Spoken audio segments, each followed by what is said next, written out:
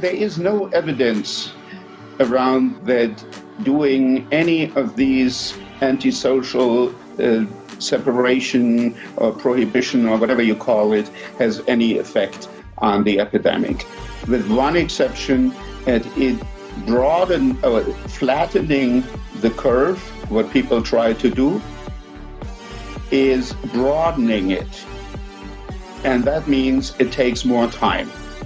And if it takes more time, in the end, you are putting more people at risk because nobody can, for extended periods of time, follow these draconic strategies or measurements.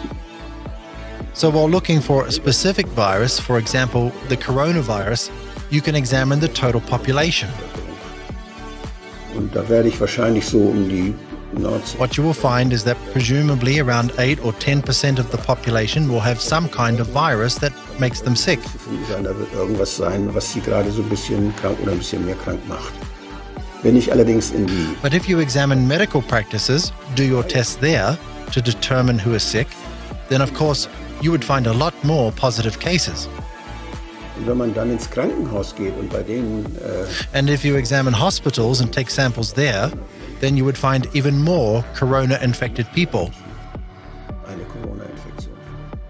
Das heißt, je nachdem, That is to say, welche Anteile der Bevölkerung depending on which proportions of the population you examine, whether it is the whole population, die Leute in der Klinik patients in the waiting room, patients in a clinic, or when you examine very ill patients in the intensive care unit that are about to die, werde ich immer you will expectedly find these 7 to 15% coronaviruses every time you do a test. ob sie daran sterben oder ob sie However, if they die of the coronavirus or of another virus while just having also corona, that can't be determined for sure. Italien So when you look at the death rates in Italy, you want to know where the tests have been taken, where and how have these few available tests been used. If they were used in a hospital on serious or terminally ill cases, then obviously the corona death rates rise. But let's say that, and this is an entirely hypothetical scenario, that that new coronavirus was not detected. You know, no one had noticed it, and no one had found that this is a new entity. And eventually it killed 10,000 people in the US based on this presentation that you have respiratory distress syndrome, acute respiratory distress syndrome. Most likely, you would have counted that within the bin of influenza-like illness, which, as I said, is killing already 30 to 60,000 people. 10,000 more or less would be very difficult to pick. It would be well within the range of statistical noise. And probably no one would have noticed, or perhaps some experts would have said that this year influenza seems to have higher activity. and maybe give some advice to increase the vaccination rate. If it were 10,000 deaths, it's very likely that it would not have been noticed. People would not have paid attention. If there were some news story, as I say in my article, it would have attracted less attention than a game between two indifferent NBA teams. First, I want to say that in 30 years of public health medicine, I have never seen anything like this, anything anywhere near like this. And I'm not talking about the pandemic, because I've seen 30 of them, one every year. It's called influenza and other respiratory illness viruses that we don't always know what they are. But I've never seen this reaction. And I'm trying to understand why. And I have to say, I really feel for my colleagues that are in public health practice. It's easy for me to sit in the armchair of my office and look at this and observe it and be critical or have ideas. But I really feel for them for three reasons. One is that the data they're getting is incomplete to really make sense of the size of the threat.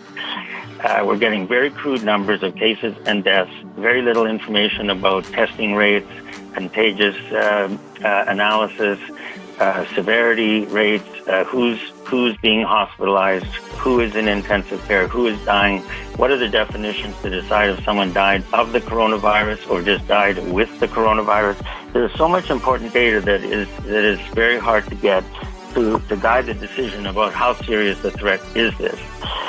The other part is that we actually do not have that much good evidence for these social distancing methods. There was just a couple of reviews in the CDC Emerging Infectious Diseases Journal, which showed that although some of them might work, we don't really know to what degree, and the evidence is pretty weak. So the third problem is the pressure that is being put on our public health doctors and our public health leaders, and that pressure is coming from various places. The first place it came from was the Director General of the World Health Organization, when he said this is a grave threat and public health enemy number one. I've never heard Director General of the WHO use terms like that. Then at the announcement of the pandemic, he said he's doing it because of a grave, alarming, quick spread of the disease and an alarming amount of inaction around the world. That puts a huge pressure on public health doctors and leaders and advisors, and a huge pressure on governments. And then you get this, what seems like a cascade of decision-making that really puts pressure on countries and governments, provincial, states, to sort of keep up with this action that was, that Dr. Hoffman said that we're trying to avoid or should avoid, which is an overreaction. I don't know what's an appropriate reaction, but I do know that I'm having trouble figuring this out. Doctor, I want to read for our viewers what the CDC says in part about how to count COVID deaths relating to that last issue we just raised. In cases where a definite diagnosis of COVID cannot be made, but is suspected or likely, like the circumstances are compelling with a reasonable degree of certainty, it is acceptable to report COVID-19 on a death certificate as probable or presumed. So, doctor, what's the problem with that? Well, in short, it's ridiculous. I spent some time earlier today just going through the CDC's manual on how to complete death certificates and the parts that were specifically written for physicians. And in that manual, it talks of precision and specificity, and that's what we were trained with. The determination of the cause of death is a big deal. It has impact on estate planning. It has impact on future generations. And the idea that we're going to allow people to massage and sort of game the numbers is a real issue, because we're going to undermine the trust. And right now, as we see politicians doing things that aren't necessarily motivated on fact and science, the public's their trust in politicians is already wearing thin.